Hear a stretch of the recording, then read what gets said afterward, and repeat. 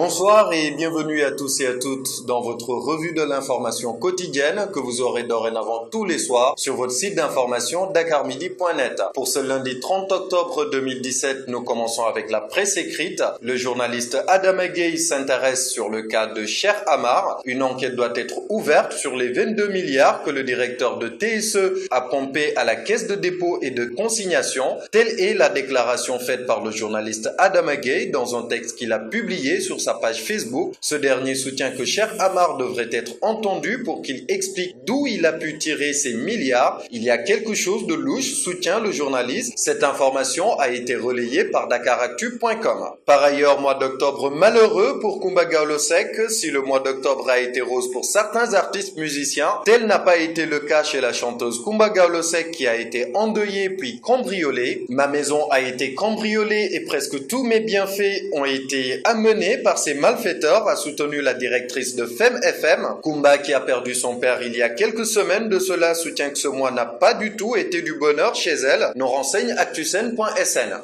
Dans dakarmidi.net, Macky, président, Khalifa emprisonné, Thierno Alassane Sall dissident, quand les salles occupent l'espace politique du pays. Dakar Midi montre dans sa une comment la dynastie Sall occupe la sphère politique. Macky Sall, qui a dégagé de l'énergie sur Thierno Alassane Sall, n'a pas encore décidé du sort de Khalifa Sall, emprisonné pour l'affaire de la caisse d'avance de la mairie de Dakar. Revenons sur l'opposition dans le domaine politique. Nos confrères de Dakar Midi soutiennent que Macky, Khalifa et Thierno Alassane Sall tentent tous d'être au devant de la scène pour ainsi montrer leur capacité. Thierno Alassane Sall et Khalifa Sall, les deux Salènes, essaieront chacun de se positionner pour chasser l'autre Salène. Par ailleurs, dans cnenews.com, le député Ousmane Sonko tacle Bouba Ndour et Birima pour l'affaire des 50 parcelles aux Almadies. Le député Ousmane Sonko, qui voit la TFM comme une tribune pour le régime de Macky Sall, a riposté contre les propos qu'ont soulevés Bouba Ndour et Birima, deux participants dans l'émission de Khalifa. Concernant les 50 parcelles aux Almadies, le leader de Pastef soutient que c'est une délinquance fiscale et que des non-dits circulent concernant ce cas. Sonko affirme que Bouba Ndour et Birima, qui ont utilisé des termes comme deal et dessous de contrat en son encontre, devront amener des éclaircissements. Toutes les suites judiciaires seront tirées au clair dans cette affaire, car on ne peut pas permettre à n'importe quel illuminé abrité derrière un micro de diffamer, de calomnier ou de mentir et ternir l'image des gens, a affirmé Ousmane Sonko. Et par ailleurs, arrestation, le fils de Seigne Modou Kara retrouve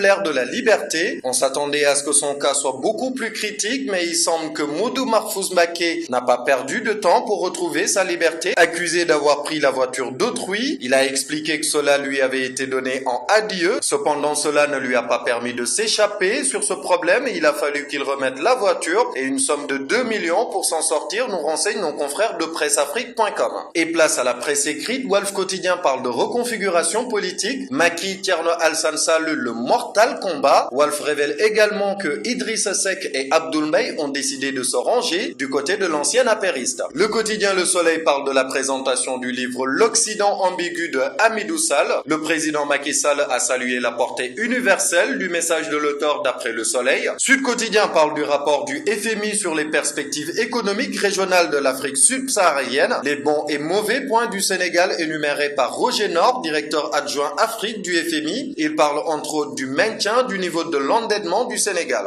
Dans le journal Enquête, poussée de dengue, 50 cas à Dakar et 22 à Louga. La dengue est une maladie causée par les moustiques et la dengue de type 3 est en train de se propager au Sénégal. Selon le professeur Bernard Marcel Diop, spécialiste des maladies infectieuses, il n'y a pas de médicaments contre le virus ni de vaccin pour le moment, révèle aussi l'enquête. Et d'autre part, retrouvailles du pape du SOPI et du président de l'APR, annonce le quotidien L'Observateur à sa une aujourd'hui. L'ancien président Abdoulaye Wade et le président Macky Sall se sont retrouvés autour du khalife général des Mourides Serigne Bass Abdou Khadre. Ce que le marabout a dit aux deux présidents, nous annonce l'Observateur. Dans Vox Populi, le docteur Youssou Ndiaye, chirurgien dentiste et administrateur hospitalier, fait des révélations choc. L'ex-directeur d'hôpital admet connaître des personnes qui font de l'exercice privé illégal dans les hôpitaux, a révélé Vox Populi. Côté sport, dans ce Nulam, le ministère parle de simples formalités pour la tenue du combat entre Papa Sow et Ama Baldé le 19 novembre prochain au stade Léopold Sédar Senghor. Et dans le stade Keita Baldé le numéro 9 à Polokwane, on aura la pointe de Sangomar de Paris à Polokwane pour le match Afrique du Sud-Sénégal comptant pour les qualifications au mondial de 2018, a affirmé Maître Augustin Senghor, président de la Fédération sénégalaise de football. Et place à présent à l'actualité internationale. Corruption au Nigeria de responsables limogés. Le président Mohamed Buhari a limogé avec effet immédiat deux hauts responsables,